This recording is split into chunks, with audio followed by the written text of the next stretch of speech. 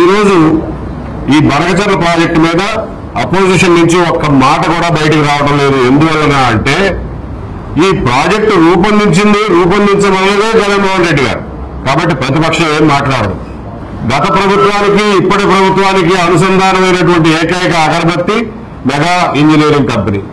ఎవరు మాట్లాడాలి దీని గురించి? మరి ఆంధ్రప్రదేశ్ ప్రజలకి ఈ ప్రాజెక్టు యొక్క నిజ స్వరూపాన్ని వివరించి చెప్పాల్సిన బాధ్యత ఎవరిది? ప్రజలది, ప్రజా సంఘాలదే. కాబట్టి ఆ చొరవ తీసుకుని ఆ బాధ్యతతోనే మీ ముందుకు వచ్చి ప్రజలకు ఇవన్నీ వివరిస్తున్నాం. ఇంకొక విషయం నేను మనవి చేసుకోదలుచుకున్నది ఏమిటంటే, ఏ ప్రభుత్వానికైనా ప్రజలు ఇచ్చేటువంటి అధికారం 5 సంవత్సరాలు. 5 సంవత్సరాల పాటు మేము కట్టే పన్నులకి మీరు ట్రస్టీగా వ్యవహరించండి, ఆ డబ్బు జాగ్రత్తగా ఖర్చు పెట్టండి, ప్రజోపయోగమైనటువంటి పనులు చేయండి, రాష్ట్రము ప్రజలు అభివృద్ధి చెందే దిశగా నిర్ణయాలు తీసుకోండి అని చెప్పి మనం వాళ్ళకి ఆ ట్రస్టీషిప్ అప్పచెప్తున్నాం.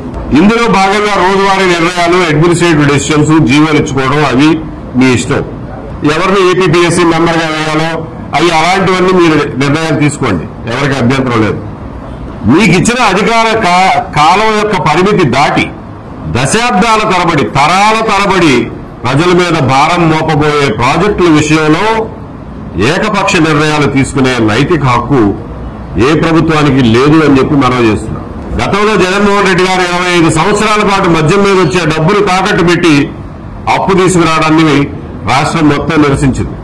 అలాగే సిటీ అదానితో పాటుగా వివిధ సోలార్ పవర్ ప్రాజెక్టుల రూపంలో 25 సంవత్సరాల పాటు మన నెత్తి మీద ఈ టారిఫ్లు గుదిబండలుగా మారబోతున్నాయి. ఈ రోజు ఈ పోలవరం బనకచెర్ల ప్రాజెక్టు కూడా 80,000 కోట్లు అంటున్నారు. 1,50,000 కోట్లకు తక్కువ అవదు. అది కట్టడానికి ఎన్ని దశాబ్దాలు పడుతుందో తెలియదు, ఆ తెచ్చిన డబ్బు తీర్చడానికి ఎన్ని దశాబ్దాలు పడుతుందో తెలియదు.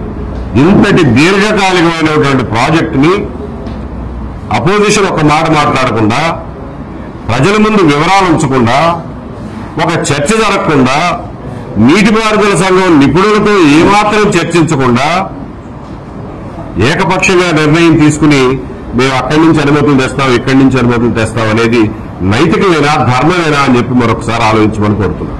10-12 లక్షల కోట్ల రూపాయల ఇప్పటికే తెచ్చిన అప్పుకి వడ్డీలు కట్టడం కోసం మళ్ళా తిరిగి అప్పు తెస్తున్నటువంటి ఈ రోజుల్లో సుమారు 1,00,000 కోట్ల రూపాయలతో ప్రతిపాదించిన ప్రాజెక్టు గురించి ప్రజలకు తెలియజేయాల్సినటువంటి అవసరం లేదా? ఈ భారం ఎవరు మోయాలి అని చెప్పి మళ్ళా ఇంకొకసారి ప్రశ్నిస్తున్నాం.